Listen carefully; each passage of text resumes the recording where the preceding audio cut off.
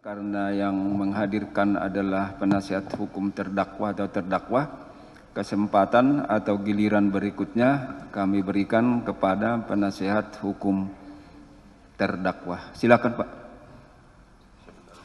Oke. Yang pertama kepada Profesor Pak Elwidana, kalau seseorang menguasai menyimpan narkoba yang bukan penyidik, berarti pada menit pertama dia menyimpan sudah kena pasal 112, benar? Menit pertama dia simpan, dia udah kena 112. Sedangkan kalau penyidik, menit pertama dia simpan itu narkoba, itu tidak melanggar hukum karena kewenangan dia berdasarkan kewenangan dia sebagai penyidik, begitu? Betul. Terkait dengan kewenangan dia sebagai penyidik, seperti tadi Pak Jamin menjelaskan, ya, itu ada delicta propria namanya. Ya. Delicta propria itu artinya delik yang hanya bisa dilakukan oleh orang-orang dalam kapasitas tertentu. Ya. Pasal 140 itu adalah delicta propria. Ya. Hanya bisa dilakukan oleh orang dalam kapasitas selaku penyidik.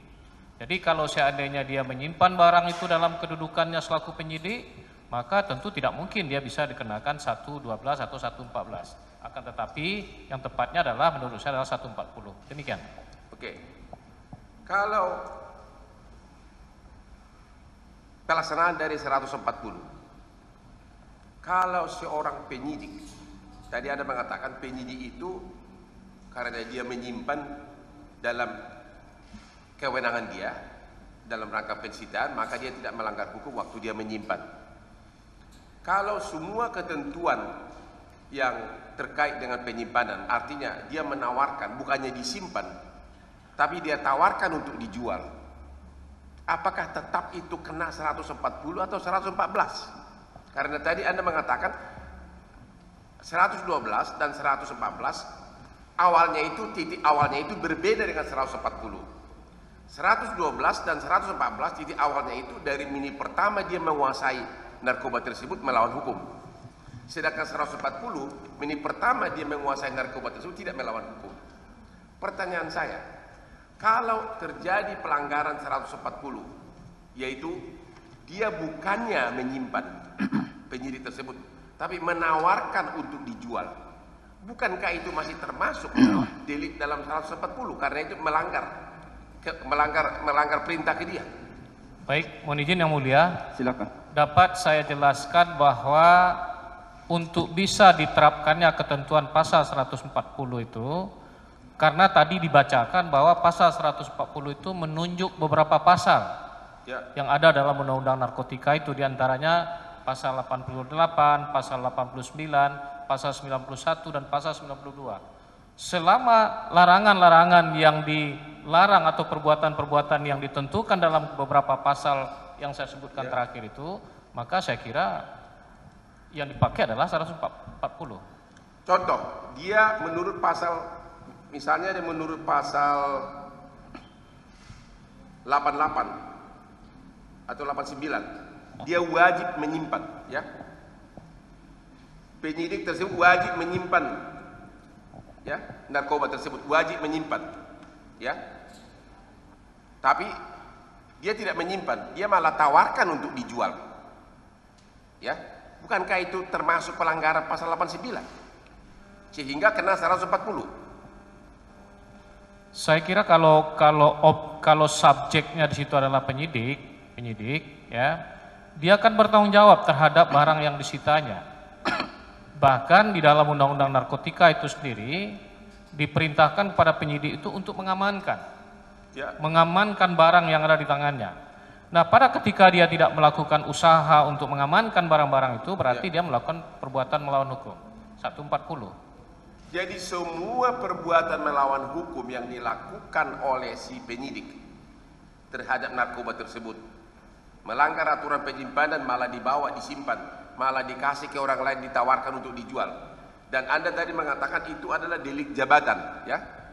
Namanya delik propria, ya, delik propria, ya. Anda mengatakan tetap yang dikenakan adalah 140, ditambah lagi dengan faktor latar belakang. Pasal 112 maupun 114 itu adalah terhadap orang yang sejak menit pertama dia menguasai narkoba tersebut memang dia melanggar hukum karena dia bukan penyidik, dia bicaranya orang swasta. Sedangkan penyidik dari awal memang dia berhak. Jadi dua background yang berbeda tidak mungkin diterapkan pasal yang sama. Apakah Anda setuju apapun perbuatan yang dilakukan oleh penyidik, apakah itu menawarkan menjual, melanggar peraturan menyimpan, bahkan menjual pun, karena dia adalah delik propria, delik jabatan, maka tetap hanya yang dikenakan pasal 140. Saya kira untuk itu kita harus memperdebatkan pasal 88, 89, 91 dan 92 itu. Ya. Apakah itu menjadi bahagian dari yang dilarang dilakukan oleh seorang pejabat penyidik atau bagaimana? Itu yang pertama. Kemudian yang kedua yang harus didiskusikan menurut saya adalah soal subjek. Kalau subjeknya itu adalah penyidik, maka ya 140. Apapun perbuatannya asal melanggar peraturan, asal melanggar menyalahgunakan narkoba tersebut 140. Kalau modusnya seperti yang Pak Hotman kemukakan tadi 140. Oke. Jadi menurut ahli apapun perbuatannya, apakah itu melanggar peraturan penyimpanan, dilanggar peraturan simpanan, dipindahkan dari Polres misalnya dibawa ke Jakarta, itu sudah melanggar penyimpanan untuk ditawarkan dijual, itu tetap melanggar pasal 140. Ini agak berat saya menjawabnya, bisa dikategorikan 140, tapi saya kira begini. Makanya saya kemukakan tadi pasal 88, 89, 91 dan 92 itu harus dicerna terlebih dahulu, Kalau seandainya dia melakukan itu adalah dalam kedudukan sebagai penyidik, maka 140. Makanya subjeknya harus dilihat dulu. Subjeknya siapa? Delik propria itu adalah delik khusus yang subjeknya adalah penyidik. Kalau gitu saya tanya, kalau seorang penyidik harusnya menyimpan, tapi malah ditawarkan untuk dijual, apakah itu melanggar peraturan 89 yang harus menyimpan secara aman? Itu bisa dianggap sebagai pelanggaran terhadap tindakan dia dalam rangka mengamankan barang sitaan. Mengamankan pasal aman simpanan oleh pasal 89 itu diwajibkan, dan kalau dilanggar pasal 140.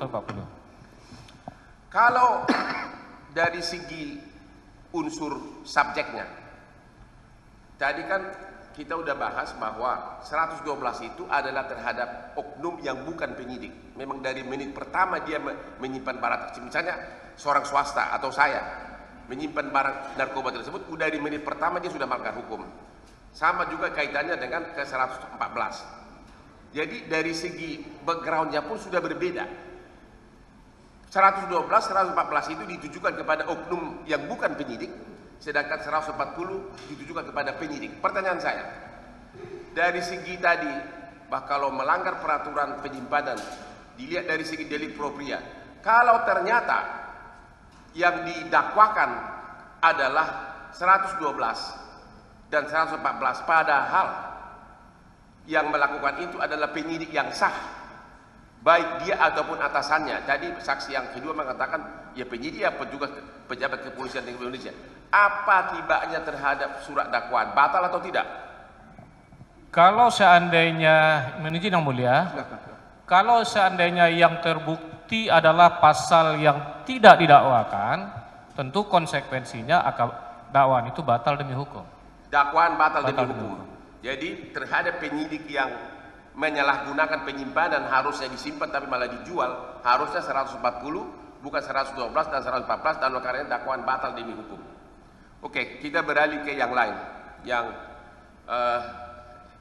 di luar 112, 140. Kita ke hukum acara pada umumnya. Apa akibatnya kalau hukum acara pidana dilanggar, apalagi pelanggaran tersebut sangat serius?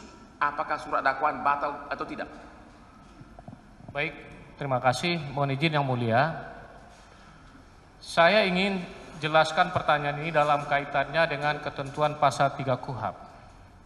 Dalam pasal 3 KUHP disebutkan bahwa pemeriksaan perkara perkara pidana itu harus dilaksanakan berdasarkan ketentuan yang terdapat dalam KUHP. Dalam KUHP. Tentu juga dalam ketentuan-ketentuan hukum acara lain yang ada di luar KUHP. Demikian. Artinya dalam proses peradilan pidana itu mulai dari penyidikan sampai penuntutan bahkan sampai pada pemeriksaan di sidang pengadilan itu harus tunduk kepada ketentuan hukum acara. Jadi ketentuan hukum acara itu adalah rohnya penyelenggaraan peradilan pidana dalam rangka memidana ataupun membebaskan orang yang dihadapkan sebagai terdakwa ke dalam sistem peradilan pidana. Oleh karena itu menurut saya kalau seandainya ketentuan prosedural itu dilanggar dalam proses penyelenggaraan peradilan pidana itu, maka proses peradilan pidana itu harus dianggap sebagai sesuatu yang tidak sah. Nah, barangkali ini bisa mengingatkan kita pada apa yang pernah terjadi dalam sistem peradilan di Amerika. Mohon izin Yang Mulia. Silakan. Pada tahun 1963 ada seorang laki-laki bernama Ernesto Miranda dituduh melakukan tindak pidana penganiayaan dan pemerkosaan terhadap seorang perempuan berusia 18 tahun, Ernesto Miranda. Kemudian dalam proses pemeriksaan di penyidikan di polisi, dia diminta untuk membuat surat pernyataan bahwa dia mengaku bahwa dialah yang menganiaya, dialah yang memperkosa si perempuan itu. Kemudian dia dinyatakan bersalah di tingkat pertama, kemudian juga di tingkat banding dia dinyatakan bersalah, akan tetapi kemudian Mahkamah Agung Amerika membatalkan putusan tingkat pertama dan tingkat kedua itu dengan mengatakan bahwa telah terjadi pelanggaran prosedural di dalam proses beracara, yang hukum acara itu kan seharusnya harus melindungi hak-hak warga negara. Apa yang dilanggar waktu itu ketentuan hukum acara, yakni si terdakwa Ernesto Miranda ini tidak didampingi oleh penasihat hukum pada ketika dilakukan pemeriksaan. Itu adalah ketentuan prosedural. Nah, oleh karena itu secara internasional putusan dalam perkara Ernesto Miranda itu terkenal di dunia sebagai Miranda Rule. Kemudian kita kenal namanya Miranda Warning. Jadi oleh karena itu kita tidak boleh main-main menurut saya dengan hukum acara itu. Karena hukum acara itu tujuannya adalah untuk memberikan perlindungan terhadap hak-hak warga negara. Demikian. Anda tadi kasih contoh Miranda case. Apakah Anda juga bisa memberikan contoh yang kita nonton hampir tiap malam di televisi? Yaitu seorang polisi di Amerika pada saat menangkap seorang tersangka yang baru melakukan pembunuhan misalnya, walaupun mayatnya ada di depan dia dan darah si pembunuh berdarah-darah, kewajiban bagi polisi untuk mengatakan harus didampingi kamu berhak diam, kamu berhak didampingi pengacara, dan kalau kamu tidak sanggup membayar, negara akan bayar sama kamu. Apakah Anda tahu kalau itu tidak diucapkan dan kalau hakim tahu itu di persidangan pertama, case dismiss, kasus dinyatakan stop. Setuju? Betul, setuju. Itu adalah konsekuensi apabila terjadi pelanggaran terhadap ketentuan prosedural. Kalau misalnya sudah terjadi pelanggaran yang sangat serius terhadap hukum acara, mana yang dipentingkan? Keyakinan hakim atau hakim harus melaksanakan hukum acara walaupun mungkin suara hatinya menyatakan terdakwa bersalah? Sistem pembuktian kita menganut sistem negatif waterlek. Dalam arti kata, hakim dalam memutus sebuah perkara itu tentu harus didukung, keyakinan hakim itu harus timbul dari adanya dua alat bukti yang sah. Dari dua alat bukti yang sah. Kalau seandainya alat buktinya tidak sah, tentu hakim tidak akan bisa membuat putusan, tidak akan bisa timbul keyakinan pada hakim itu.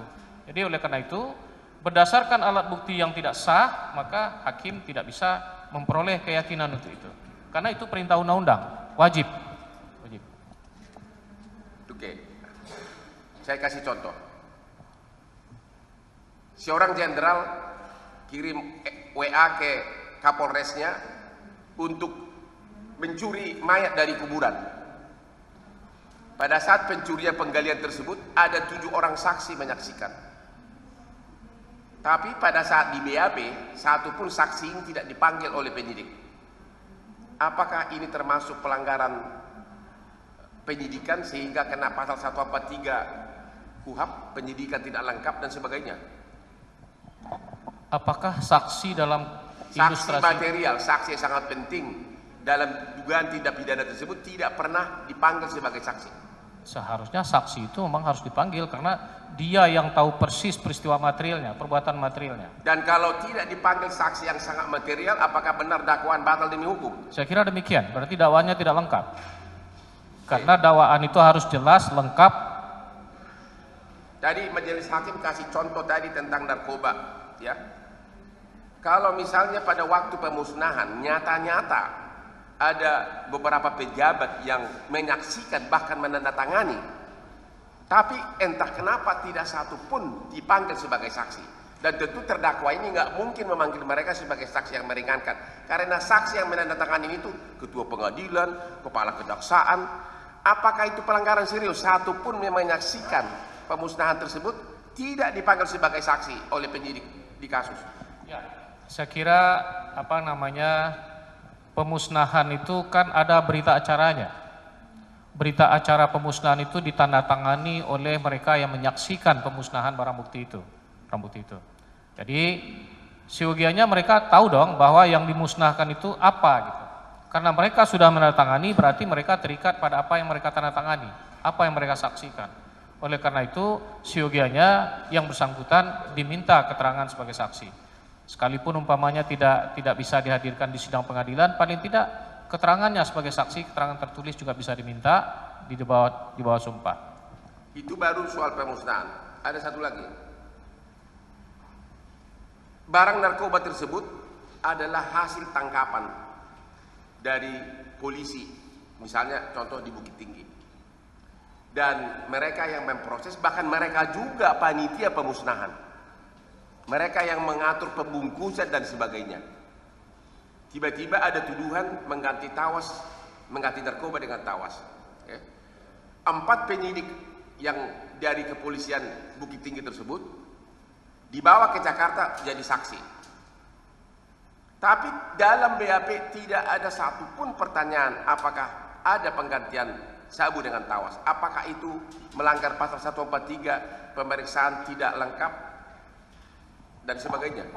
Saya setuju untuk mengatakan bahwa dakwaannya tidak lengkap seperti yang disyaratkan dalam pasal 143 KUHP itu. Kenapa saya katakan demikian? Karena kalau boleh saya katakan, roh dari contoh kasus yang saudara penasihat hukum kemukakan tadi itu kan berawal dari adanya penukaran. Ya. Penukaran narkotika dengan tawas. Ya. Kata kuncinya di situ. Awal dari perbuatan melawan hukumnya di situ. Ya. Pertanyaannya sekarang adalah siapa yang menyaksikan, siapa yang melakukan penukaran itu? Kemudian siapa yang menyaksikan penukaran itu? Nah, kemudian siapa yang menyaksikan bahwa yang dimusnahkan itu adalah betul-betul narkotika. Sehingga dengan demikian tanpa kehadiran mereka, ya rasanya surat dakwaan itu tidak lengkap gitu. Dan kebetulan pemusnahan tersebut adalah perintah undang-undang narkotika. Ya. Pertanyaan berikutnya, jadi sudah satu pelanggaran serius, pejabat yang menandatangani tidak dipanggil, polisi pun yang tidak dipanggil. Sekarang yang ketiga. Narkoba yang diadili di Jakarta yang sekarang ini berasal dari narkoba di Bukit Tinggi. Sebagian masih tersisa di sana. Semula 35 kg, 5 kg disimpan di kejaksaan. Semula 40 kg, 5 kg disimpan di kejaksaan, 35 gram dihancurkan. Katanya 5 kg dari 35 ini ditukar dengan tawas dibawa ke Jakarta. Artinya induknya sama. Pertanyaan. Karena narkoba yang di Jakarta ini berasal dari narkoba di Bukit Tinggi yang sebagian masih tersisa aslinya narkoba di sana 5 kg. Sesuai dengan surat dakwaan jaksa, bukan menurut saya. Apakah harus dilakukan cek lab laboratori bahwa narkoba di Jakarta itu adalah sama dengan elemennya dengan narkoba di Bukit Tinggi? Dan akibatnya terhadap surat dakwaan apa? Mohon izin yang mulia, saya tidak menjawab pertanyaan itu karena itu agak bersifat teknis. Karena saya tidak menguasai apakah memang harus diuji laboratorium atau bagaimana gitu. Tapi secara logik, kalau seandainya persyaratannya harus diuji secara laboratorium, apakah barang bukti yang ditemukan di Jakarta itu adalah merupakan bahagian dari barang bukti yang ada di Bukit Tinggi, tentu seyogianya memang harus diperiksa di laboratorium. Apakah memang barang itu? Oke, anggap yang dua pertama Bapak mengatakan pelanggaran, yang ketiga tidak ragu-ragu. Oke. Sekarang yang keempat, yang ini yang paling fatal. Anda pernah membaca pasal 5 dan pasal 6 Undang-Undang ITE? Pernah. Di pasal 5 ayat 2 disebutkan, dan juga sudah diperintahkan oleh Jaksa Agung Muda Tindak Pidana Umum, bahwa Undang-Undang ITE ini adalah perluasan dari hukum acara kalau buktinya adalah informasi elektronik, yang maksudnya bahwa Undang-Undang ITE ini adalah perluasan dari KUHP dalam hal buktinya adalah Undang-Undang ITE. Dalam hal buktinya adalah informasi elektronik. Yang saya tanyakan, di dalam pasal 5 ayat 2 tersebut dan pasal 6 diatur bahwa informasi elektronik hanya menjadi alat bukti yang sah kalau dilakukan prosedur pembuktiannya sesuai dengan Undang-Undang ITE pasal 5 dan 6. Anda setuju dengan itu? Setuju. Saya diuraikan? Yang pertama saya mohon izin membaca pasal 5 yang mulia. Baik, silakan. Dalam pasal 5 ayat 1 disebutkan bahwa informasi elektronik dan atau dokumen elektronik dan atau hasil cetakannya merupakan alat bukti hukum yang sah. Itu yang pertama. Kemudian dalam ayat kedua disebutkan informasi elektronik dan atau dokumen elektronik dan atau hasil cetaknya sebagaimana dimaksud pada ayat 1 merupakan perluasan dari alat bukti yang sah sesuai dengan hukum acara yang berlaku di Indonesia. Nah, terkait dengan konteks pasal 5 ayat 1 dan ayat 2 ini, yang harus kita pahami adalah di sini terkandung adanya perluasan alat bukti. Kalau boleh kita membandingkan karena dalam kasus ini yang diproseskan adalah tindak pidana narkotika. Ya. Dalam tindak pidana narkotika juga dikenal alat bukti elektronik, seperti dirumuskan dalam ketentuan pasal 86 Ya. Undang-Undang Narkotika. Undang-Undang Narkotika itu sendiri tidak membuat uraian secara lengkap tentang apakah kategori dari informasi elektronik atau data elektronik yang ada dalam undang-undang itu. Tidak dibuat kategori. Akan tetapi dalam undang-undang elektronik, dalam undang-undang ITE itu dikategorikan bahwa ada perluasan alat bukti. Kalau dalam pasal 86 tadi kita tidak tahu apakah ini merupakan bukti tersendiri terlepas dalam kaitannya dengan 184 KUHP atau bagaimana, tidak ada penjelasan. Akan tetapi di dalam pasal 5 ini dikaitkan dengan ketentuan pasal 184 meskipun tidak secara eksplisit tapi disebut hukum acara pidana. Maka yang asli di situ adalah, yang pasti di situ adalah alat bukti yang sah itu kan diatur dalam 184. Nah, apakah 186 itu merupakan alat bukti tersendirikah dia atau merupakan alat bukti yang merupakan pengembangan dari alat bukti yang ada dalam 184? Karena begini, ada seorang hakim agung bernama Yahya Rahab? Bukan, Dr. Edi Arni, hakim agung masih jadi hakim agung sekarang, menulis sebuah disertasi. Kemudian disertasinya itu dijadikan sebagai sebuah buku. Bukunya itu berjudul Alat Bukti Elektronik dalam Praktik Persidangan di Indonesia.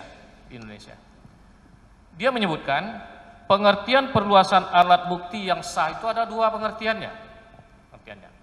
Yang pertama artinya adalah alat bukti yang disebutkan dalam undang-undang khusus itu adalah alat bukti tersendiri dalam arti kata menambah rumusan alat bukti yang sah seperti dalam 184. Sehingga dengan demikian kalau itu dipahami berarti alat bukti yang sah dalam hukum acara pidana Indonesia itu menjadi 6 dia. Keterangan saksi, keterangan ahli, kemudian bukti surat, petunjuk, keterangan terdakwa dan bukti elektronik. Itu arti yang pertama. Kemudian arti yang kedua, ya menurut Edi Armi,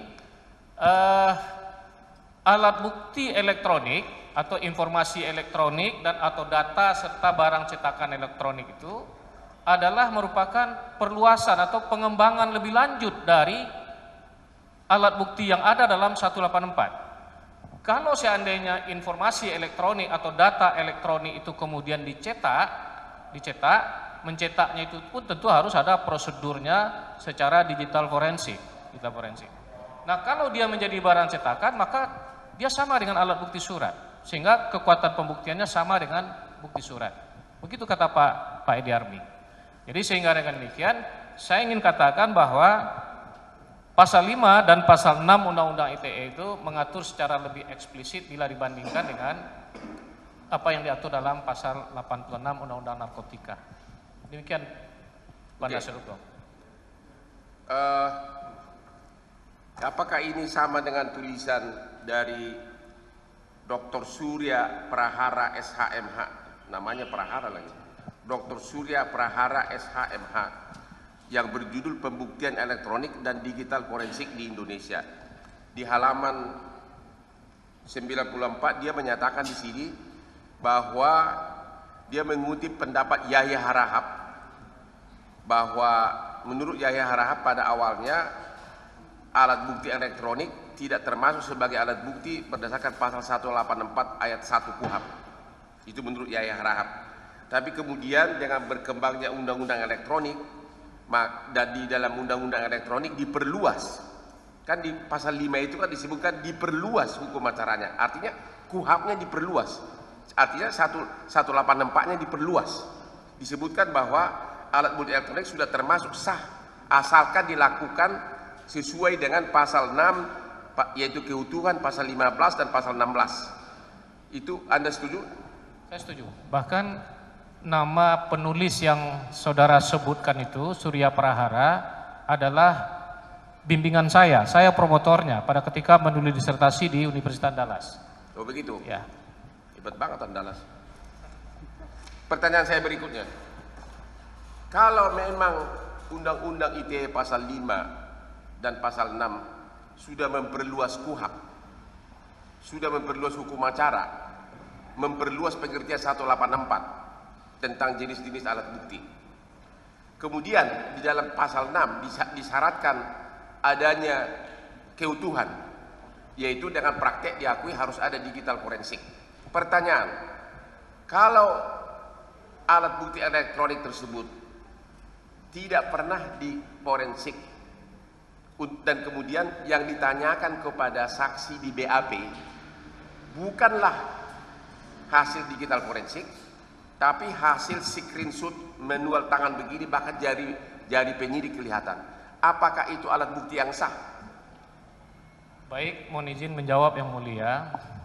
Sepanjang pemahaman saya dalam membaca Undang-Undang ITE, bahwa keabsahan alat bukti elektronik itu harus melalui proses apa yang disebut dengan ditampilkan, dijamin keutuhannya dan dipertanggungjawabkan. Dalam arti kata, otentiknya alat bukti elektronik itu hanya bisa dinilai berdasarkan hasil proses digital forensik. Oleh karena itu, kalau seandainya ada alat bukti yang kemudian ditampilkan sebagai hasil cetakan, akan tetapi dia tidak melalui proses digital forensik, maka menurut saya itu tidak bisa diterima sebagai alat bukti yang sah. Kalau bukan sebagai alat bukti yang sah dipertunjukkan kepada saksi dan keterangan saksi didasarkan kepada alat bukti yang tidak sah tersebut, akibatnya apa? Apakah surat dakwaan batal? Maksudnya? Jadi surat dakwaan itu kan harus dibuat berdasarkan alat bukti yang sah. Jadi Anda mengatakan waktu alat bukti yang sah tersebut harus diforensik. Kalau terjadi tidak diforensik, jadi penyidik men-screenshot secara manual handphone tersebut dan hasil fotonya itu yang ditunjukkan kepada saksi pada waktu BAP dan dipenggal-penggal sepotong-sepotong. Tidak pernah ditunjukkan hasil forensik. Apakah BAP seperti tersebut cacat hukum atau tidak? Kalau sebuah BAP hanya didukung oleh alat bukti yang tidak sah, seperti yang penasihat hukum kemukakan itu, maka saya kira surat dakwaannya batal demi hukum. Surat dakwaannya batal demi hukum. Sesuai dengan 143 ayat 2 huruf B. Ya, surat dakwaan itu berisi uraian secara cermat, jelas dan lengkap mengenai tindak pidana yang didakwakan. Ya. Berarti itu tidak lengkap. Kalau tidak lengkap, salah satu ketentuan berikutnya menyebutkan, maka surat dakwaan itu batal demi hukum. Jadi tolong dikonfirmasi, di samping pasal 6, tadi kan pasal 5, pasal 6, dikuatkan lagi di pasal 15, khususnya pasal 16 Undang-Undang ITE. Disebutkan harus dapat menampilkan informasi elektronik, dokumen elektronik secara utuh, sesuai dengan masa retensi yang ditetapkan oleh perundang-undangan. Harus utuh, berulang-ulang disebutkan harus tampilkan secara utuh. Artinya itulah yang disebutkan dengan forensik begitu. Betul. Jadi mohon izin yang mulia, saya ingin jelaskan terkait dengan dalam kaitannya dengan pelanggaran terhadap undang-undang narkotika, kita harus bersama-sama memahami terlebih dahulu ketentuan pasal 73 undang-undang narkotika. Undang-undang ini, ketentuan pasal 73 ini dapat dijadikan sebagai jembatan untuk menghubungkan undang-undang narkotika ini dengan berbagai perundang-undangan lainnya, termasuk dengan undang-undang ITE. Apa bunyi pasal 73 itu? Penyidikan, penuntutan dan pemeriksaan di sidang pengadilan terhadap penyalahgunaan dan peredaran gelap narkotika dan prekursor narkotika dilakukan berdasarkan peraturan perundang-undangan kecuali ditentukan lain dalam undang-undang ini. Itu artinya bahwa penyidikan, penuntutan dan pemeriksaan perkara tindak pidana narkotika itu harus dilaksanakan berdasarkan peraturan perundang-undangan. Selama undang-undang narkotika tidak mengatur sendiri, maka segala peraturan perundang-undangan yang diperlukan untuk proses pembuktian sebuah perkara itu menjadi relevan. Sehingga dengan demikian saya menamakan pasal 73 itu sebagai pasal jembatan yang menghubungkan antara undang-undang narkotika dengan undang-undang ITE. Sehingga dengan demikian pasal 15, pasal 16 yang tadi saudara penasihat hukum kemukakan, saya kira itu berlaku untuk perkara tindak pidana narkotika. Oke. Berkaitan dengan ini, ada saksi ahli yang diajukan JPU menyatakan bahwa undang-undang narkotika itu lex spesialis terhadap undang-undang ITE, khususnya dihubungkan dengan pasal 86. Pertanyaan saya, di pasal 86 undang-undang narkotika hanya disebutkan salah satu bukti pelanggaran narkotika itu adalah alat bukti elektronik. Tidak diatur mengenai cara menampilkan, cara mengambil bukti elektronik, tidak diatur. Makanya tadi Anda mengatakan di pasal 73 dipertegas kecuali diatur dalam undang-undang lain. Pertanyaan, apakah dengan demikian undang-undang ITE adalah hukum acara dari undang-undang narkotika? Sepanjang tidak diatur secara eksplisit di dalam undang-undang narkotika, maka ketentuan yang berkaitan dengan alat bukti elektronik di dalam undang-undang ITE berlaku untuk proses perkara narkotika. Jadi, apakah salah pendapat yang menyatakan undang-undang ITE adalah undang-undang narkotika adalah lex spesialis terhadap undang-undang ITE? Mungkin ahli itu punya argumentasi tersendiri. Saya tentu tidak ingin pula menyalahkan sesama biskota, tidak boleh saling mendahului, ya. Tapi paling tidak saya ingin katakan, sepanjang yang berkaitan dengan bukti elektronik, justru undang-undang ITE merupakan lex spesialis sistematis bila berhadapan dengan undang-undang narkotika. Sepanjang yang berkaitan dengan alat bukti elektronik. Tadi biskota Bapak sudah mendahului karena jawaban Bapak itu sudah menyalahkan pendapat saksi ahli tersebut. Coba Bapak kayak orang Batak. Mungkin tidak sependapat. Oke. Kalau gitu, jadi Anda mengatakan bahwa ada tadi pertanyaan dari JPU begini. Tadi yang terakhir, ini kan handphone. Di dalamnya ada chat.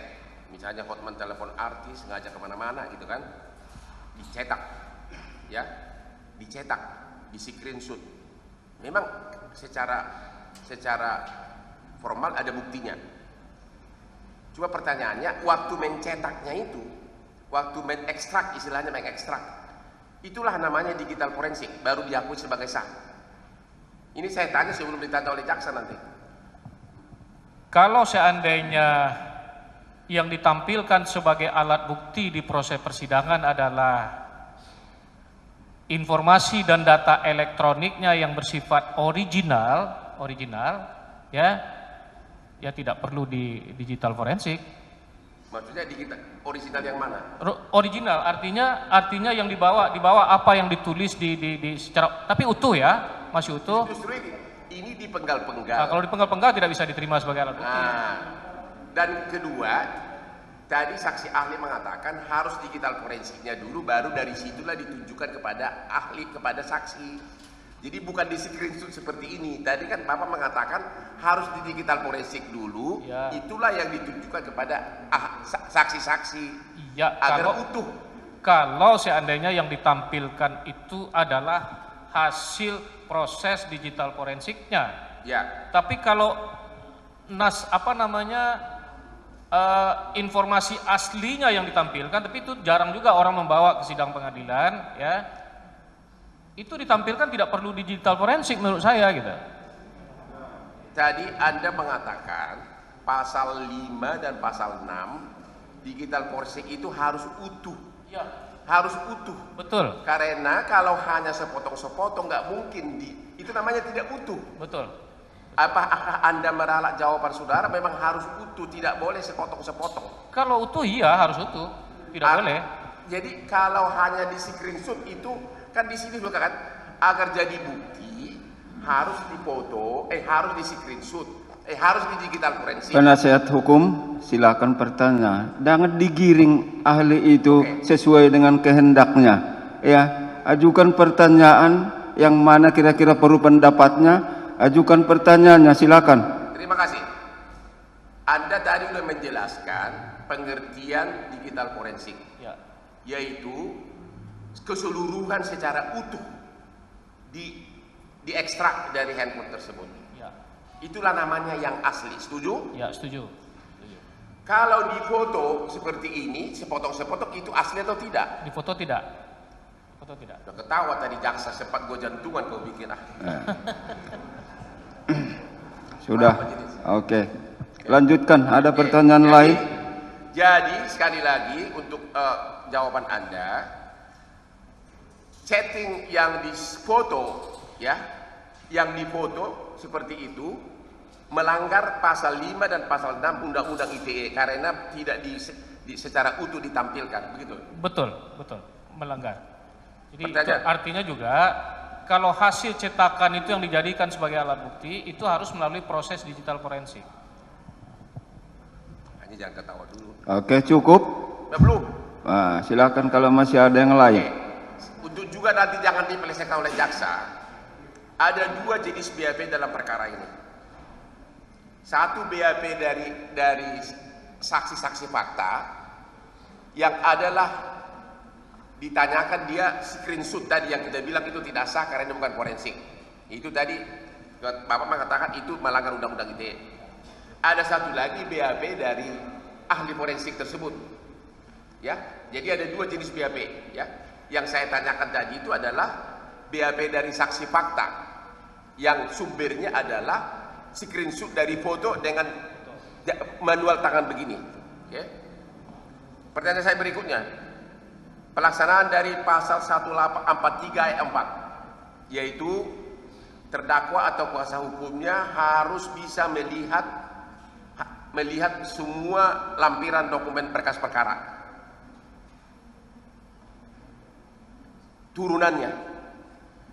Dalam kasus ini penyidik mengatakan telah dilakukan forensik, digital forensik.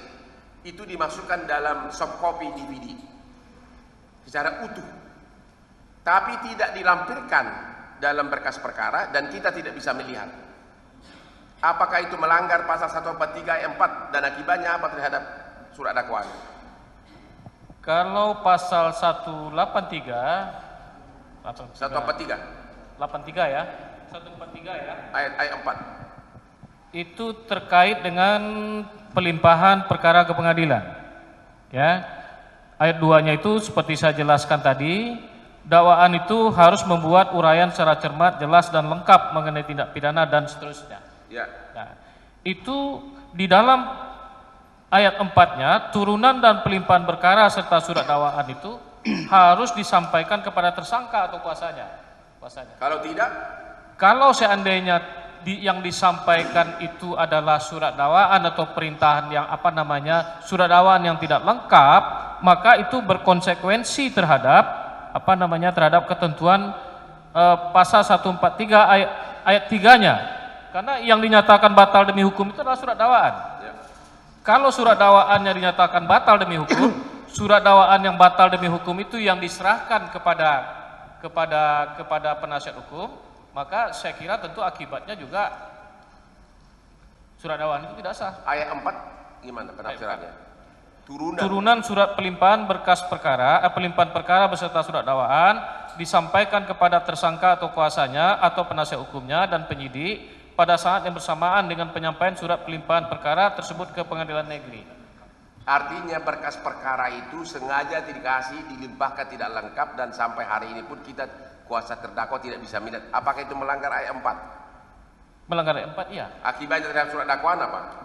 Kalau di sini tidak ditentukan apa akibatnya terhadap surat dakwaan. Menurut Bapak sebagai profesor? Enggak, ini karena begini, yang dakwaan yang batal demi hukum itu kan hanya kaitannya dengan ketentuan pasal 143 ayat 2. Kalau seandainya surat dakwaan yang diserahkan kepada penasihat hukum terhadap surat dakwaan yang tidak lengkap, itu artinya surat dakwaan itu tidak sah. Sehingga dengan demikian pelimpahan dan penyerahan surat dakwaan kepada penasihat hukum juga harus dianggap tidak sah. Mutatis mutandis dianggap tidak sah. Artinya jaksa nggak usah ketawa dulu karena tetap menurut Anda surat dakwaan itu batal. Cuma dasarnya ayat 3 begitu. Iya. 143 ayat 3. Iya. Oh begitu. Soalnya Pak Kajari ketawa dulu dari tadi. Rekan saya itu. Pertanyaan berikutnya apa ya? Saya sementara beralih dulu ke pertanyaan Saya mohon izin minum yang mulia. Ya. Baik, Sambil saya bertanya kepada Pak Jamin Ginting. silakan. Pak Jamin Ginting, mohon izin majelis. Baik, sebentar Pak. Kasih dulu dia minum karena panjangnya pertanyaan itu.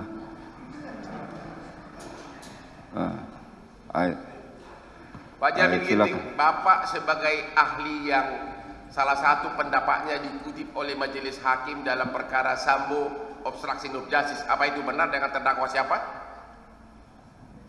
Saya nggak tahu, nggak perhatiin.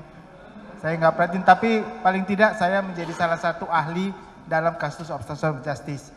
Tapi waktu itu ada sebagian memang dikutip nama saya dengarkan. Jaksa ketawa mulu.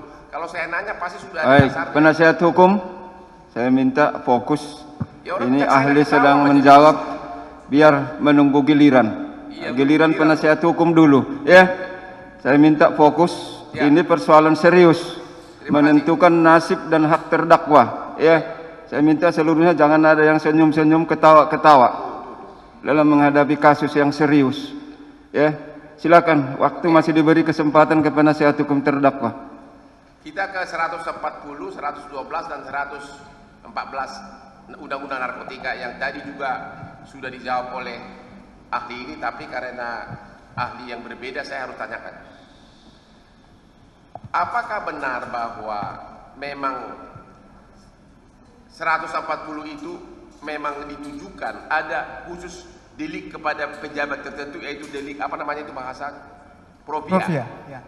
Jadi sejak dari awal berangkatnya itu sudah beda unsurnya dengan 112 dan 114. Sejak dari awal. Ya, bukan hanya 114 dan 112, semua pasal terkait pemidanaan dia berbeda dengan pasal 140, karena tadi pasal delik profia itu memang beda ya. Kalau itu kan yang lain kan delik komuna. Komuna itu artinya semua bisa kena begitu. Tapi kalau ini profia khusus dikhususkan karena dulu ada delik abtener itu khusus untuk para pelaku tindak pidana korupsi contohnya begitu kan. Dan khusus kepada pelaku PNS atau penyelenggara negara. Nah, ini juga seperti itu, khusus buat para penyidik.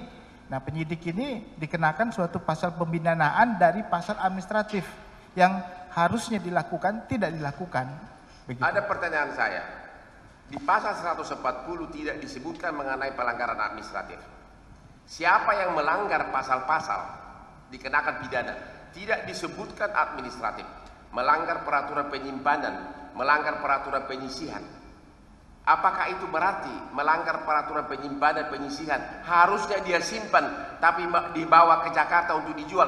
Apakah itu masih dalam skop pasal 140? Ya, dalam konteks pasal-pasal yang selain dari pasal 140 kan ada tata cara penyidikan, tata cara pemusnahan, tata cara melakukan pengambilan barang bukti, penyegelan dan segala macam itu. Ternyata dalam melaksanakan tugas seperti itu ada perbuatan yang tidak dilakukan sebagaimana pasal-pasal itu sudah atur.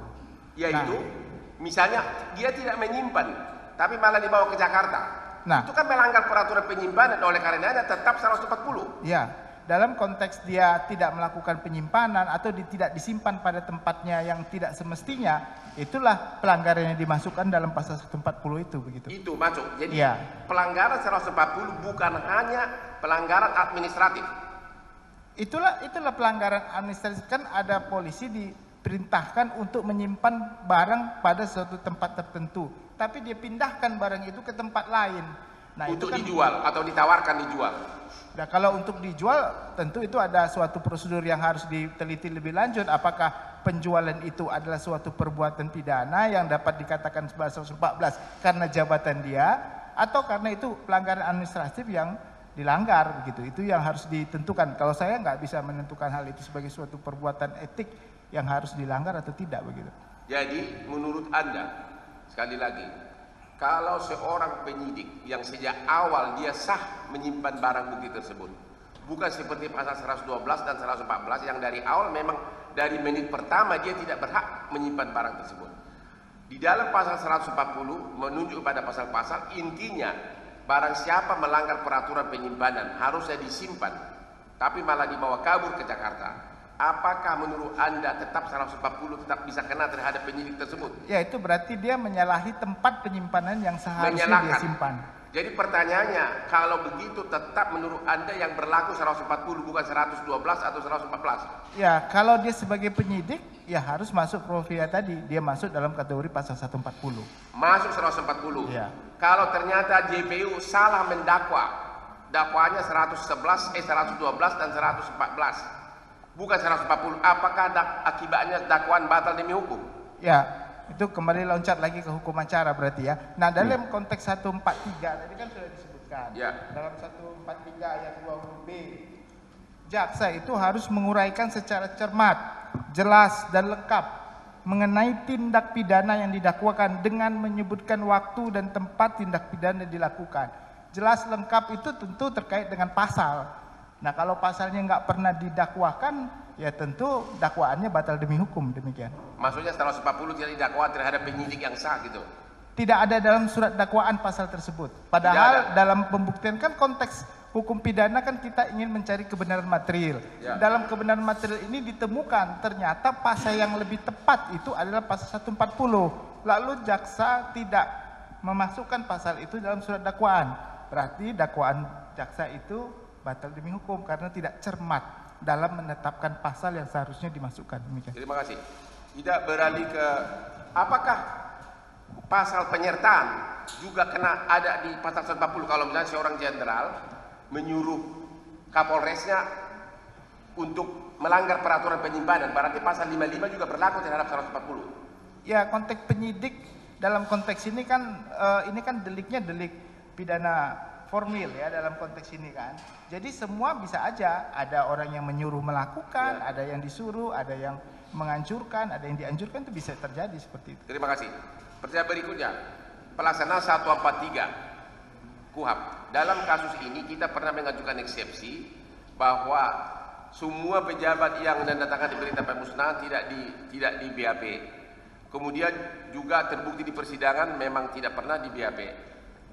Hakim pada waktu itu menolak eksepsi, alasan itu sudah pokok perkara, dan ternyata di pokok perkara terbukti tidak pernah di BAP, tidak pernah dipanggil sebagai saksi pejabat-pejabat yang menyaksikan pemusnahan.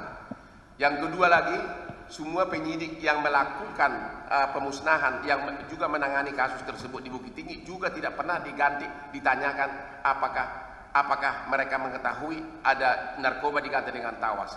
Apakah menurut Anda pertanyaan kunci dari saksi yang sangat penting seperti itu merupakan pelanggaran serius hukum acara dan akibatnya apa terhadap surat dakwaan?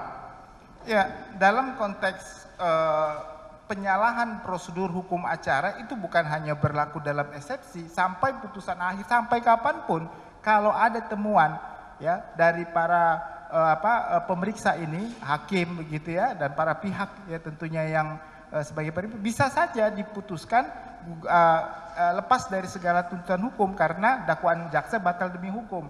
Tidak hanya dalam konteks di pengadilan negeri, di pengadilan tinggi, bahkan kasasi pun boleh. Boleh ya? Jadi boleh saja gitu. Asalkan ada memang temuan terkait adanya tadi eksepsi yang belum diperiksa, ternyata waktu diperiksa dan dimasukkan dalam putusan akhir begitu. Oh bisa ya, tidak Bisa. harus diputus eksepsi ya? Tidak, itu menyalahi hak asasi manusia itu namanya kalau di Kalau dalam pemeriksaan pokok perkara benar terbukti yang diajukan di eksepsi tersebut, semua terbukti, tidak diperiksa semua pejabat yang tanda tangan pemusnahan, bahkan polisi pun yang menangani kasus tersebut tidak pernah ditanyakan apakah melihat ada penggantian tawas narkoba dengan tawas. Itu sudah terbukti semua di pemeriksaan pokok perkara. Mana yang harus didahulukan oleh hakim? Kalau misalnya apakah keyakinan hakim, bisa saja hakim yakin terdakwa bersalah, tapi setelah melihat bukti-bukti formal tersebut, harusnya majelis hakim bersikap bagaimana? Nah, dalam konteks majelis hakim kan tentu melihat di 183 itu dua alat bukti dan, kalimatnya dan bukan atau. Ya, dan ini. Dan juga dalam konteks doktrin kita tidak semata-mata hanya karena keyakinan. Keyakinan itu muncul dan timbul diambil dari alat bukti. Nah, kalau alat bukti memberikan keyakinan bagi hakim untuk menyatakan suatu orang bersalah atau tidak bersalah, maka orang itu bisa diputuskan sesuai dengan keyakinan hakim. Tapi hakim tidak bisa dengan keyakinannya tanpa alat bukti. Demikian. Artinya harus ada alat bukti yang sah, lengkap dan jelas, dan surat dakwaan harus jelas dan lengkap begitu. Ya, konteksnya kan sudah dikatakan di putusan MK 21 juga mengatakan untuk memutuskan suatu orang bersalah atau tidak salah harus diperlukan dua alat bukti yang sah sebagaimana dimaksud dalam pasal 184. Alat bukti yang sah begitu. Untuk dapat menjadi alat bukti yang sah, ya ada ketentuannya 184. Oke, beralih ke pertanyaan lain. Sehubungan dengan hak dari terdakwa atau kuasa hukumnya untuk mendapatkan turunan dari surat dakwaan berkas perkara. Kalau tidak lengkap, apalagi ada bukti berkas yang sangat esensial, tidak dilampirkan dalam berkas perkara, terutama itu menyangkut tuduhan bukti utama, apa akibatnya terhadap surat dakwaan? Saya kasih contoh begini. Sesuai dengan Undang-Undang ITE, itu sudah diforensik. Katanya diforensik. Katanya dimasukkan dalam soft copy DPD.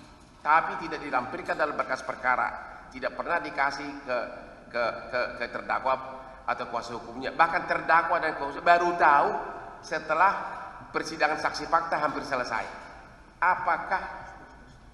Apakah hal seperti itu melanggar hukum acara 143 ayat 4 atau bagaimana, dan akibatnya apa terhadap surat dakwaan? Ya, dalam konteks alat bukti, apakah alat bukti saksi, alat bukti surat, ya, maupun nantinya petunjuk dan keterangan terdakwa, dan termasuk ahli juga, semua yang terkait dengan kebenaran material dan fakta-fakta hukum harus diungkapkan, tidak boleh disembunyikan, apalagi oleh pejabat negara atau dalam ini perwakilan negara untuk melakukan penuntutan, yaitu JPU. Nah, waktu JPU mendapatkan bukti tersebut, dia tidak boleh memilah-milah sesuai dengan keinginannya. Oh, bukti ini kami nggak hadirkan karena takut nanti dakwaan kami tidak terbukti. Oh, bukti ini kami masukkan karena ini akan menjadi alat bukti yang menguatkan. Atau waktu melakukan pemeriksaan BAP terhadap saksi, dia tidak tunjukkan bahwasanya ada bukti yang menentukan bahwasanya bukti ini kalau dihadirkan keterangannya berbeda dengan apa yang dia harus sampaikan. Nah, inilah yang menyalahi ketentuan hukum acara. Akibatnya hukumnya apa kalau Ya, terbukti? nah, jadi sekarang berikutnya, apakah sebatas BAP? Nah, karena kan dalam ketentuan contohnya kita anggaplah masuk ke dalam pasal 185 terkait dengan saksi. Saksi adalah yang diterima sebagai keterangan yang sah apa yang saksi sampaikan di depan persidangan. Nah, walaupun dia menghadirkan dalam BAP tadi bukti yang tidak sah, tapi kalau keterangannya di pengadilan sudah dihadirkan bukti tersebut dan dia ditanya sesuai dengan bukti yang sudah ada, maka keabsahan keterangannya itu yang benar adalah di pengadilan, bukan di BAP. Tetapi kalau bukti itu pun tidak pernah dihadirkan dan suatu ketika diterima, ya, didapatkan oleh pengacara, oleh siapapun, ternyata ada bukti lain yang sangat menentukan, dan itu sangat menentukan bagi penasihat hukum. Nah, ada dua kemungkinan ini. Pertama adalah penasihat hukum akan memasukkan itu dalam nota pembelaan, sehingga itu menjadi bahan pertimbangan bagi majelis hakim untuk menentukan ternyata saksi-saksi yang diterangkan itu kualitas ya, keterangan saksinya tidak bisa dibenarkan. Karena apa? Tidak didasarkan kepada alat bukti yang lain, jadi tidak bersesuaian. Yang bersesuaian adalah alat bukti yang dihadirkan oleh penasihat hukum. Begitu, Yang Mulia. Oke, kalau gitu saya akan ulang lagi tadi ya saksi pertama, karena saksi ahli berbeda, saya akan tanya ulang. Terkait dengan alat bukti yang sah atas bukti elektronik, apakah Anda setuju itu diatur dalam pasal 5 dan pasal 6 Undang-Undang ITE? Anda boleh jelaskan? Nah, terkait dengan alat bukti, tadi sudah disebutkan bahwasannya alat bukti elektronik yang dimaksud dalam pasal 86 Undang-Undang ITE. Konteksnya ini saya begini, alat bukti itu secara umum diatur dalam konteks pasal 184. Cara-caranya, jenisnya, semuanya ada di situ secara terang. Tetapi alat bukti elektronik tidak disebutkan karena memang dulu belum ada alat bukti elektronik tersebut. Lalu dikembangkanlah dalam Undang-Undang ITE terkait dengan pengembangan dan perluasan alat bukti yang sebagaimana disebutkan dalam pasal 5 dan pasal 6. Berarti acuan terhadap semua alat bukti, bagaimana caranya, pengambilannya, jenisnya, dan bentuknya itu harus ditentukan dalam ITE. Jadi ITE itu adalah konteks hukum acara untuk mendapatkan alat bukti dan jenis-jenis alat bukti yang sah menurut ketentuan Undang-Undang ITE karena dia informasi elektronik.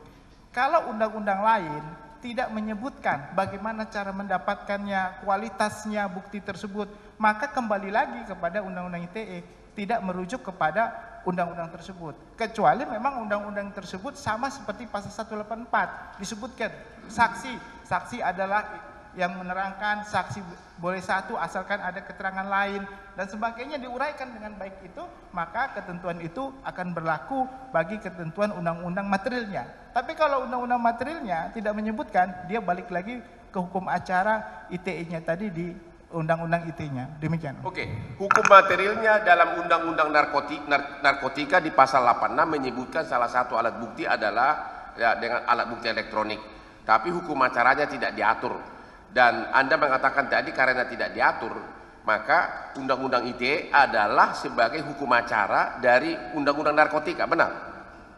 Kalau bukti itu ada namanya bukti, tapi dalam hukum acara bagaimana untuk mendapatkan bukti tersebut? Kita harus bedakan jenis-jenis bukti dengan bagaimana mendapatkan bukti tersebut dan bagaimana mengaitkan kualitas bukti tersebut, ya. Kualitas barang bukti menjadi alat bukti. Ini kan kita bicara tentang informasi kan sebagai suatu alat bukti. Ya. Kalau bicara tentang alat bukti, tidak sembarangan untuk menghadirkan di persidangan alat bukti. Harus ada tata caranya, harus ada otentisitasnya, harus ada tata cara pengaturan supaya bukti itu dapat dinilai hakim sebagai suatu alat bukti yang sah, itu harus ditentukan. Artinya menurut Anda Undang-Undang ITE itu bukan Undang-Undang Narkotika bukan leg spesialis terhadap Undang-Undang ITE, malah saling mendukung. Ya, kalau Undang-Undang ITE tidak mengatur hal tersebut, lalu kalau Undang-Undang Narkotika tidak mengatur hal tersebut, lalu Undang-Undang ITE mengatur, maka ketentuan untuk menjadikan suatu alat bukti yang sah di persidangan harusnya menggunakan Undang-Undang ITE. Oke, beralih ke yang lain. Kalau terhadap semua saksi fakta diajukan bukti-bukti elektronik yang cara pengambilannya melanggar Undang-Undang ITE, melanggar Undang-Undang ITE, contoh, ini berulang-ulang membosankan tapi mau tidak mau harus ada 2 handphone disatukan begini, mana handphone satu lagi? Ya, hanya dipoto begini, ya, dipoto, di screenshot, itu pun hanya satu chat, dipenggal-penggal chat lain, ya, itu yang ditanyakan dalam BAP. Apakah Anda pernah melihat chat ini? Hanya itu toh, dan itu bukan hasil forensik, artinya tidak sesuai dengan undang-undang. Apakah bukti seperti ini yang hanya screenshot oleh penyidik sesuai nggak dengan undang-undang ITE? Dan oleh karenanya sah atau tidak? Ya, kita kembali lagi mengenai kualitas alat bukti. Ya, tadi saya sudah bicarakan kualitas alat bukti yang tidak pernah diatur dalam KUHP. Ya, KUHP ya, sorry. Ya. KUHP yang tidak pernah diatur. Di mana diatur tata cara menjadikan suatu barang bukti tadi ataupun apapun itu namanya menjadi suatu alat yang bukti yang sah. Di mana diatur? Diaturnya perluasan alat bukti ada di ITE. Kalau ITE menginginkan tata cara itu dilakukan supaya menjadi suatu perluasan alat bukti yang sah, maka harus ikutinlah ketentuan ITE tersebut. Kalau undang-undangnya tidak mengatur, berarti dia tidak bisa menjadikan suatu alat bukti yang sah kalau tata caranya tidak mengikuti aturan undang-undang ITE. Begitu. Terima kasih. Pertanyaannya, dengan demikian keterangan saksi yang di BAP, saksi fakta, yang berasal dari bukti screenshot yang tidak sesuai dengan undang-undang ITE, apa akibatnya terhadap keterangan saksi tersebut? Ya, semua itu tidak bisa menjadi alat bukti yang sah di persidangan. Maksudnya keterangan saksi itu pun tidak bisa? Tidak bisa, karena itu kan alat bukti kan banyak ya. Ada beberapa, ada alat bukti surat, ada saksi. Nah, kalau saksinya diterangkan dengan suatu alat bukti yang tidak sah, maka kualitas saksi tadi menjadi kualitas yang tidak sah juga, karena dihadirkan berdasarkan alat bukti yang tidak sah. Nggak bisa dong. Kalau semua saksi fakta keterangannya adalah tidak sah, akibatnya terhadap surat dakwaan apa? Ya, tadi kembali lagi yang pasal 143 ayat 2 huruf B, dalam dakwaannya tidak cermat, tidak jelas, dan tidak lengkap, dan itulah dasar batal demi hukum. Batal demi hukum. Iya. Oke, kita beralih ke yang lain. Terdakwa ini dituduh memerintahkan tawas dengan narkoba dengan tawas. Ya. Ternyata di forensik pun tidak ada sama sekali. Tidak ada bukti forensik atas chatting tersebut. Yang ada adalah bukti chatting beberapa bulan sesudahnya. Apakah bukti chatting yang hanya di screenshot tadi yang tak sama sekali tidak ada forensik juga batal demi hukum atau catat? Kembali lagi kita mencari kebenaran materi. Semua alat bukti itu adalah alat bukti yang utuh, demikian diatur dalam pasal 5 dan pasal 6 ITE kalau bicara tentang screenshot dan segala macam tadi itu ya. Nah, bagaimana cara menghadirkan alat bukti itu menjadi alat bukti perluasan yang bisa diterima oleh hakim? Ternyata dalam persidangan dihadirkan tidak sesuai tata cara pengambilannya. Samalah kita menyita, tidak izin hakim melakukan penyitaan, barangnya dihadirkan, ditanya hakim, mana ini surat perintah penyitaannya? Nggak ada majelis, ya ditolak menjadi alat bukti yang sah dalam persidangan. Semua keterangan terkait dengan alat bukti itu dinyatakan tidak mempunyai kekuatan hukum. Nah, sama juga seperti ini, kalau kita meyakini alat bukti itu diambil dengan tata cara yang tidak sesuai dengan ketentuan aturan mengambil transaksi elektronik sebagai suatu alat bukti perluasan sebagaimana masuk undang-undang ITE, hakimnya harus menolak. Karena itu bukan sebagai suatu alat bukti yang sah. Terima kasih. Mengikuti pendapat tadi, jadi dengan berlakunya undang-undang ITE, harusnya pada saat setiap BAP harusnya mengikuti pendapat Anda tadi, harusnya bukti forensik yang diekstrak itulah yang harusnya ditanyakan kepada saksi fakta, baru kemudian diminta tangkapannya. Bukan screenshot yang dipenggal-penggal. Ya, kalau itu memang nantinya menjadi suatu alasan yang memang begitu tata caranya, karena kan saya mohon maaf bukan ahli ITE yang mulia, jadi tata cara seperti itu saya juga harus ditanyakan kepada ahli ITE. Tapi menurut saya kembali lagi alat bukti yang didapat dengan tata cara yang tidak sesuai dengan ketentuan. Nah, kalau ketentuan ITE tadi mengatakan utuh, berarti menurut saya ketentuan utuhnya itu memang ada di situ, sehingga itu menjadi suatu alat bukti yang sah untuk bisa dijadikan. Kalau tidak utuh, menjadi tidak sah. Demikian kan terminologi bahasa yang dimasukkan dalam pasal 5 dan pasal 6 yang mulia. Oke. Masih ada? Silakan kalau masih ada pertanyaan. Masih ada. Silakan. Ini agak panjang majelis, mohon maaf, tapi materi berbeda semuanya, bukan diulang-ulang. Roh dari kasus ini adalah yang sudah mengindonesia seorang calon Kapolda Jawa Timur dituduh memerintahkan menukar tawas dengan narkoba. Narkoba dengan tawas. Tapi pada waktu dilakukan forensik sengaja bulan-bulan chatting tersebut terjadi, yaitu bulan Mei dan bulan Juni, tidak ada forensiknya sama sekali. Tidak ada forensiknya atas chatting tersebut. Menurut Anda ini pelanggaran atau hanya malpraktek? Justru roh kasus ini itulah yang paling penting, tapi tidak ada forensik sama sekali. Bisa dijawab, silakan. Maksudnya arti pelanggaran dan malpraktek itu? Maksud saya gini, kasus ini kan sebagaimana Bapak juga dengar, Ya.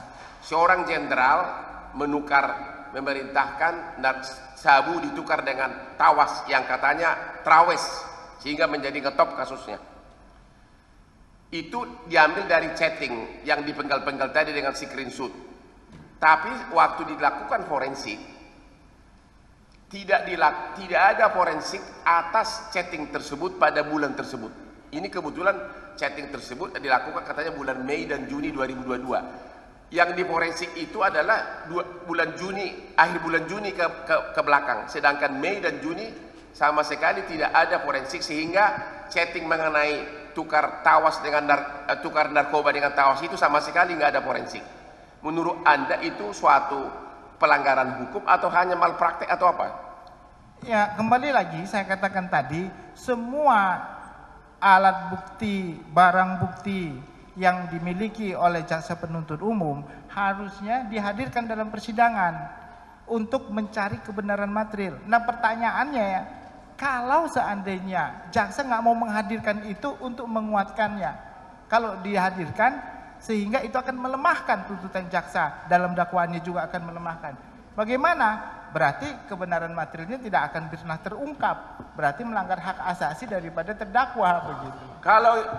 Kalau ahli forensik yang melakukan mengakui memang dia tidak melakukan forensik untuk bulan Mei dan Juni, di mana ada chatting mengenai tawas dan narkoba tersebut. Bukan jaksanya yang lalai, tapi memang tidak ada forensiknya.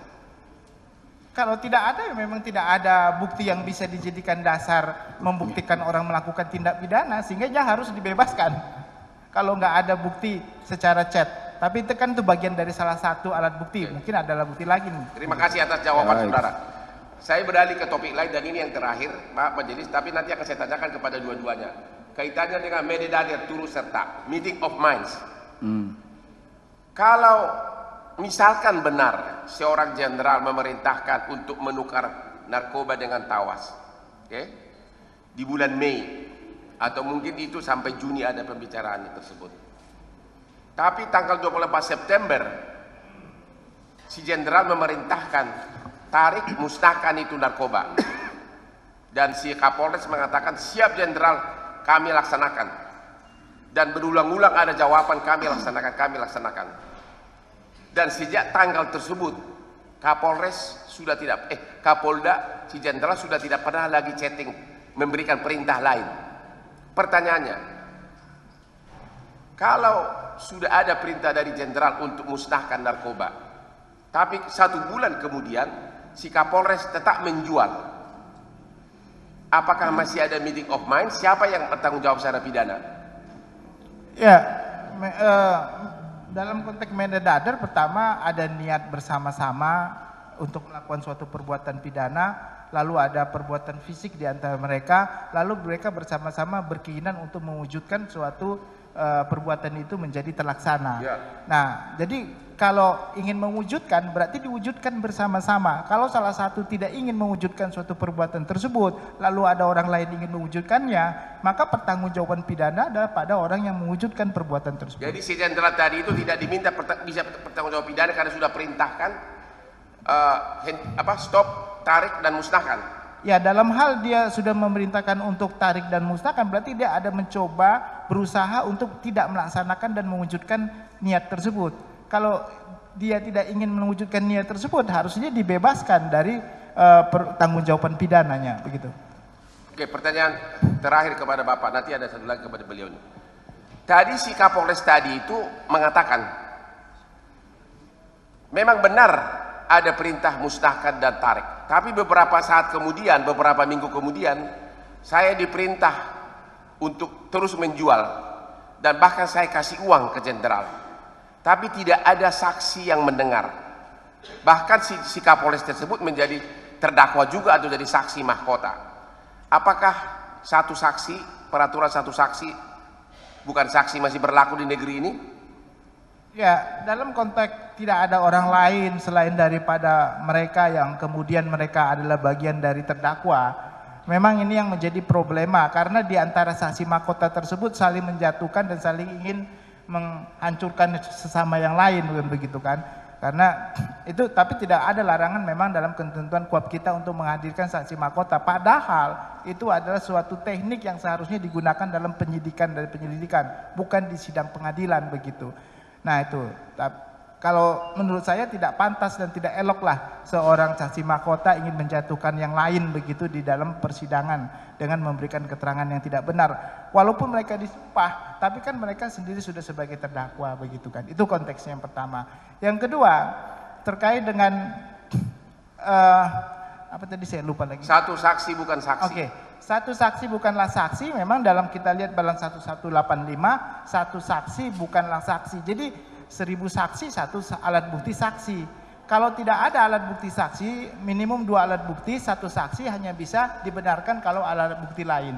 Jadi kalau ada alat bukti lain yang bersesuaian, ya disesuai dengan ayat 6 ya, yang bersesuaian maka diantara itu bisa menjadi alat bukti yang sah, begitu.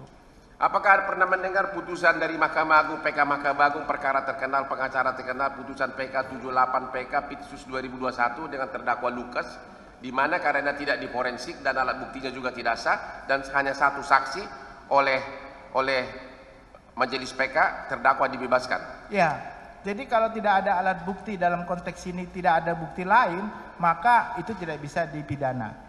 Sekalipun mungkin hakim yakin. Karena kembali lagi tadi dalam pasal 183 keyakinan hakim tidak bisa berdiri sendiri didasarkan kepada 2 alat bukti. Kalau gitu saya pindah dari saya terakhir kepada saksi pertama. Konsep terkait dengan mededader turut serta. Kalau seperti saya bilang tadi, pertama tidak ada forensik apapun di bulan Mei dan Juni mengenai perintah ganti narkoba dengan tawas. Yang ada tiba-tiba di bulan 24 September 2022 ada perintah dari jenderal kepada Kapolres musnahkan tarik narkoba. Apakah unsur meeting of minds, kesepakatan masih terpenuhi dan siapa yang bertanggung jawab pidana kalau sudah ada perintah musnahkan, jangan lanjutkan, dan si yang menerima perintah dengan jelas dan berjanji akan memenuhi perintah tersebut. Baik. Ya. Kalau duduk persoalannya seperti itu, maka kita harus kembali kepada esensi dari Medeplegen. Ya. Medeplegen itu. Ya. Karena Medeplegen itu ada 2 syarat minimal yang harus dipenuhi dalam suatu Medeplegen. Yang pertama adalah adanya kesadaran untuk bekerja sama. Kemudian yang kedua adanya kesadaran untuk mewujudkan tindak pidana. Nah, karena yang ditanyakan tadi terkait dengan kesadaran untuk bekerja sama, maka esensi dari Medeplegen itu adalah kerjasama. Ya. Kalau seandainya kemudian di tengah jalan ada yang menarik diri dari kerjasama, maka tentu dia harus dikeluarkan dari Medeplegen itu. Maka dia tidak bisa dianggap lagi sebagai telah turut serta dalam bukan turut serta, artinya telah turut serta di dalam tindak pidana yang bersangkutan. Artinya dia menarik diri. Jadi bebas dari tanggung jawab pidana. Iya. Ya. Oke. Pertanyaan berikutnya dan yang terakhir. Itu yang pertama. terkait dengan satu saksi bukan saksi. Memang tadi mengulang tadi yang seperti bilang tadi, kalau misalnya seorang yang diperintah tersebut mengatakan, memang benar saya diperintah tanggal 28 September 2022 untuk memusnahkan dan menarik. Tapi beberapa minggu kemudian dia bilang, saya pergi mengantarkan uang ke jenderal dan saya juga dapat perintah untuk melanjutkan penjualan. Tapi tidak ada saksi sama sekali mengenai penyerahan uang maupun perintah melanjutkan kejualan. Apakah kesaksian seperti itu sah atau tidak? Baik, tadi sudah disebut, berdasarkan ketentuan pasal 185 KUHP, keterangan seorang saksi saja tidak cukup untuk membuktikan bahwa terdakwa bersalah melakukan perbuatan yang didakwakan kepadanya. Ini dalam ilmu pengetahuan hukum pidana kita kenal dengan sebutan unus testis nullus testis. Satu saksi bukan saksi. Akan tetapi ada ketentuan berikutnya di dalam pasal 185 itu, ketentuan sebagaimana dimaksud satu saksi bukan saksi itu tidak berlaku apabila disertai dengan satu alat bukti lain yang sah, alat bukti sah lainnya. Nah, jadi harus didukung, keterangan satu saksi itu harus didukung oleh alat bukti lainnya, sehingga baru dia bisa diterima sebagai alat bukti. Tapi kalau seandainya dia tidak didukung oleh adanya satu alat bukti sah lainnya, seperti disebut dalam 184, maka tentu keterangan saksi itu tidak bisa diterima sebagai keterangan sebagai alat bukti. Terima kasih majelis, cukup dari saya. Baik.